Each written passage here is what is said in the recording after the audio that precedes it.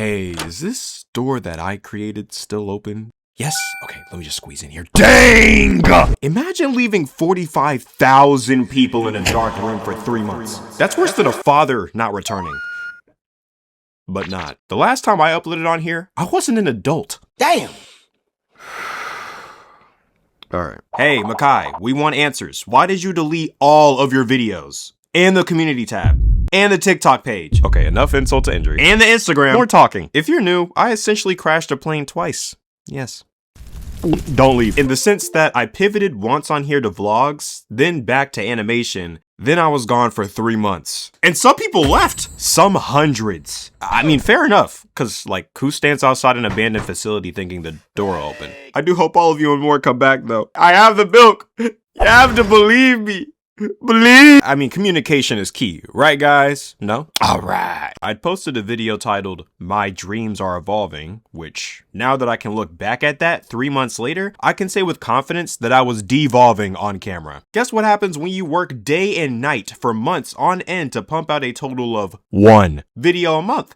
You die. Put it on your life that what I said isn't true. Do it. You know what? Yeah, all my life. To give you a nook cranny into the mind of Aunt Makai a couple months, half a year ago. Holy, why is it all YouTube? Where is the time to enjoy life without guilt at? Where's the work-life balance? No, you're asking the wrong questions. Why is the battery always on 20% or less? I don't understand. I get 5 to 6 hours of sleep, so what's the issue? I should be more than ready to put in the hours right after I get out of school until midnight for 5 days a week, 20-minute breaks, and working overtime on the weekend. What the freak do you mean I need to go outside?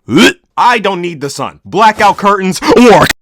Now, kids and adults and those on death's door alike, take a gander at how utterly stupid this mentality is. Hello, I'm not a therapist, but here's what I learned. The side effects of treating yourself like a machine are, number 1, you hijack your mind of free thought. It's 12 a.m. I should take a shower. Clothing video now! What are you now?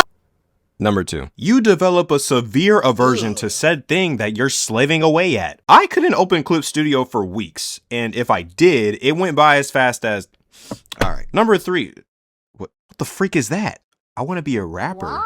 Oh, a soccer player? A gamer? Yeah, nah, you've lost the plot entirely. When have I ever cared for games, soccer, or writing lyrics enough to make it a career? It's funny because each of these career changes lasted up to a week or 2 max in rotation. Also, fun fact, calling every hobby you want to get into a career change is toxic. Who would have guessed? I'm sure this last one's a pretty simple concept, but you ultimately lose all passion and motivation for any and everything. And because you chose to treat each hobby as a career-changing plan and stopped each time, you no longer trust yourself to stick to anything, which causes you to not be able to start anything either. Yeah, nobody came to hear all that. What's the point? Okay, I didn't say all of this for sympathy points, but to show y'all what not to do when you find something you're happy to pursue. Bars! As a great mentor and friend once said, self-control. You can be hype and excited at all the things you could do or accomplish, and it's a great motivation boost. I mean, the dopamine you get from it can feel great, but be realistic with yourself. No, you can't build a house overnight and expect it to stay up. No, you can't want to do push-ups every day for a month and do push-ups non-stop for 5 hours straight on day 1. You'll go down and not come up. Don't let your thoughts override your common sense, structure of your life, mental well-being, or just yourself in general. Worst part of it is if you don't treat yourself kindly, the negative side of things can spread to almost every aspect of your life at times. Look, create this image in your head, please, of you in a white room with no door, and you hear over the intercom, "Okay, leave." Leave? There's no door. How am I supposed to leave? Leave. Wait.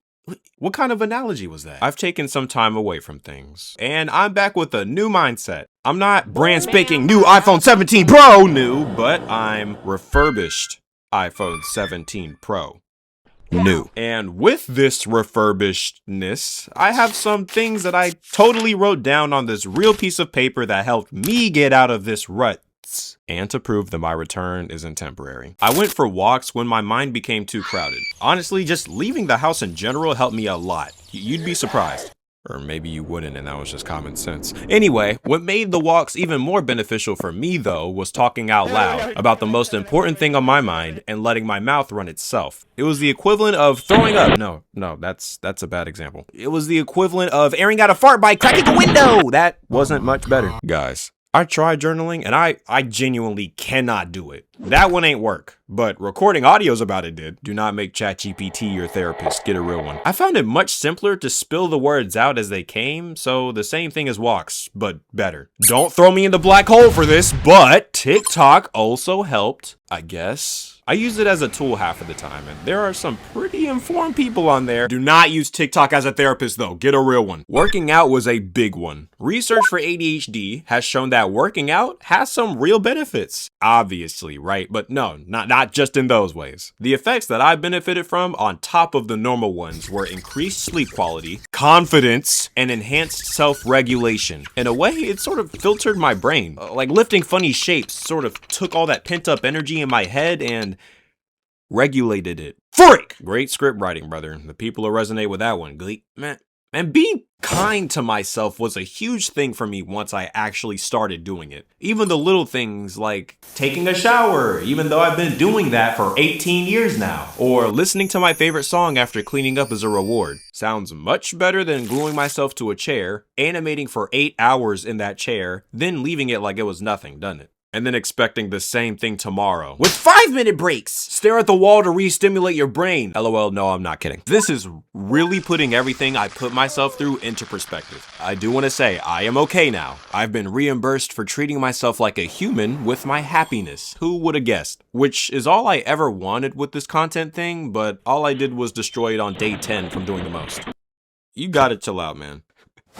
You know, I like to think of myself at the time as a car starting and immediately crashing it. Be kind to yourself, keep the thoughts under control, take care of yourself, and don't make any mental cages on things you want to do simply because you enjoy it. If you find something that you enjoy, just enjoy it. You don't have to make it a brand new career option that you have to go with, and if you're not as good as the greats on day 10, that doesn't mean to just give up immediately. You can just do it for fun.